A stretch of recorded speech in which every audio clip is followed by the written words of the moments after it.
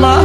Saat malaikat Jibril mengatakan, ya Rabb, kekasihmu Muhammad meminta jaminan untuk umatnya, sampaikan kepada Muhammad, akan aku jamin umatnya dan tidak akan aku hinakan di yaumil qiyamah. Kita nih yang lagi difikirin kita sama Nabi. Nabi nggak pernah yang namanya istirahat untuk mikirin umat, nggak pernah, nggak ada dalilnya, nggak ada.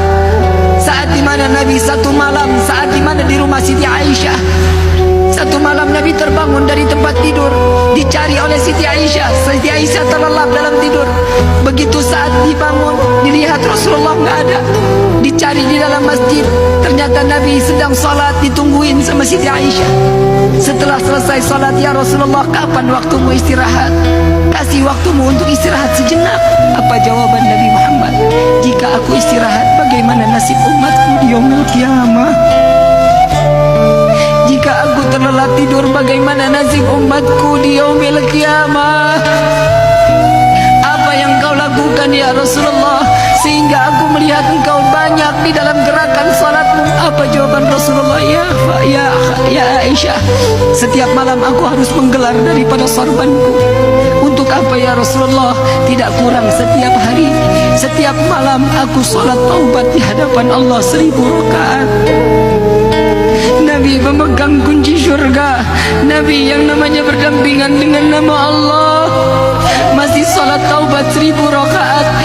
Siti Aisyah mengatakan, ya Rasulullah, engkau manusia yang maksum, engkau tidak ditempel dosa, engkau tidak akan diberikan suatu siksaan apapun.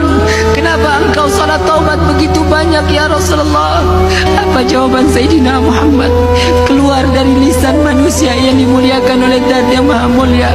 Jawabannya Nabi, ya Aisyah, aku khawatir tatkala umatku saat diambil rohnya oleh Allah kembali ke hadapan Allah, dia belum sempat bertaubat kepada Allah.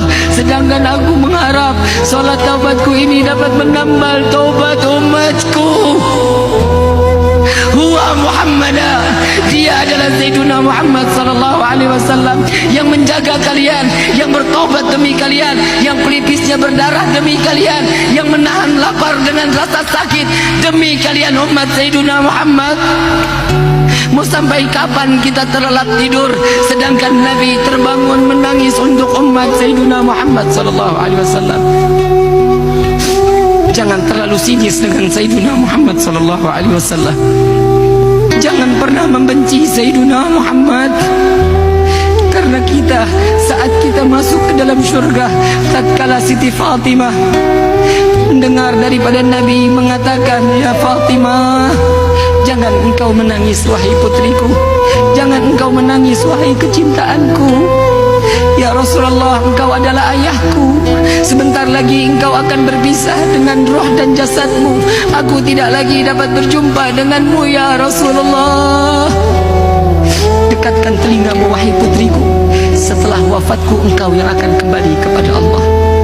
Setelah wafatku engkau yang akan kembali kepada Allah. Bukan gembira, makin nangis Siti Fatimah. Tatkala Nabi jika rindu dengan wangi syurga dicium kening Siti Fatimah.